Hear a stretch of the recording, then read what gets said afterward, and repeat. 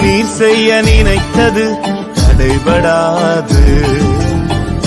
எனக்காக யாவையும் செய்யும் தேவனே, உன் வேளைக்காக காத்திருக்க பொறுமையை எனக்கு தந்தருளும்.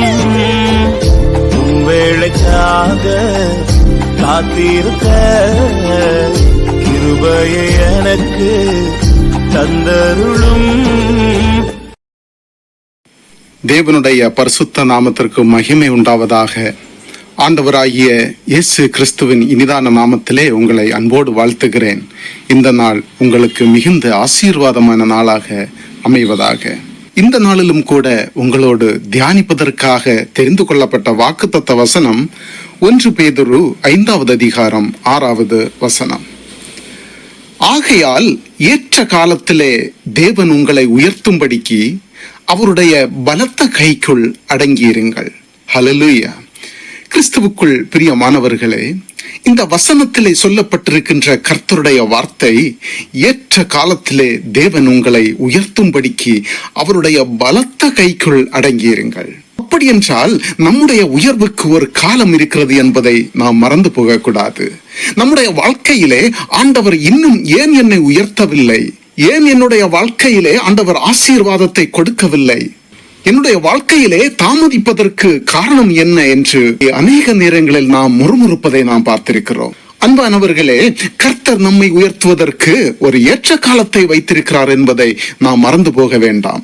இன்னும் சொல்ல போனால் ஆண்டவராகிய இயேசு கிறிஸ்து இந்த வார்த்தையில் எழுதியிருக்கிறபடி அவருடைய பலத்த கைக்குள் நாம் அடங்கி இருக்கிற ஒரு கட்டாயம் நமக்கு இருக்கும் என்பதை மறந்து போக வேண்டாம். அவர் உயர்த்துகிற நாள் வரையிலுமாய், அவர் உயர்த்தி நம்மை ஆசீர்வதிக்கிற நாள் வரைக்கும் அவருடைய பலத்த கைக்குள் நாம் அடங்கியிருப்பது மிக அவசியமாக காணப்படுகிறது. அதற்கு பிறகும் கண்டிப்பாக அவருடைய பலத்த கைக்குள் இருந்துதான் ஆக வேண்டும். ஏனென்றால் உயர்வு என்பது ஒரே நிலையில் அல்ல. நம்மை ஒவ்வொரு நாளும் உயர்த்தி கொண்டே இருக்கிற தேவன் அவர். அவருடைய பலத்த கைக்குள் நாம் அடங்கி இருக்கும் போது ஏற்ற காலத்திலே ஆசீர்வாதத்தை கர்த்தர் நமக்கு செய்ய அவர் வல்லவராக இருக்கிறார். இன்றைக்கும் கூட நம்முடைய காலங்கள் ஏற்ற காலமா இல்லையா என்ற கேள்விக்குறியோடு நாம் இருப்போமே, ஆனால் நிச்சயமாகவே இந்த நாளுக்குண்டான ஏற்ற காலத்தின் ஆசீர்வாதத்தை நமக்கு கொடுக்க அவர் வல்லவராக இருக்கிறார். ஒரு நிமிடம் இருக்கிற இடத்திலே, ஆண்டவரே இன்றைக்குண்டான ஆசீர்வாதங்களை எங்களுக்கு கொடுங்கப்பா என்று சொல்லி நாம் ஜெபிக்கும் பொழுது நிச்சயமாகவே நமக்கு ஆசீர்வாதத்தையும் உயர்வையும் கொடுக்க அவர் வல்லவராக இருக்கிறார். ஒரு நிமிடம் கண்களை மூடி ஆண்டவரோடு ஜெபிப்போமா. எங்கள் அன்பின் பரிசுத்த பிதாவே, இதோ இந்த நாளின் காலை நேரத்திற்காக உமக்கு கொடாகொடி ஸ்தோத்திரம் அப்பா. ஸ்தோத்திரம் ஆண்டவரே. ஆண்டவரே, இந்த நாளிலும் கூட உம்முடைய வசனத்தை தியானிக்கும்படியாக செய்த மேலான கிருபைக்காக நன்றி தகப்பனே. இந்த வார்த்தையை கேட்டு கொண்டிருக்கின்ற உம்முடைய குடும்பங்களை ஆசீர்வதியும் அப்பா. ஒவ்வொரு பிள்ளைகளையும் ஆசீர்வதியும். அவருடைய குடும்ப வாழ்க்கையிலே அருமை அப்பா, ஏற்ற காலத்திலே நீர் அவர்களை உயர்த்தி அருளும் ஆண்டவரே.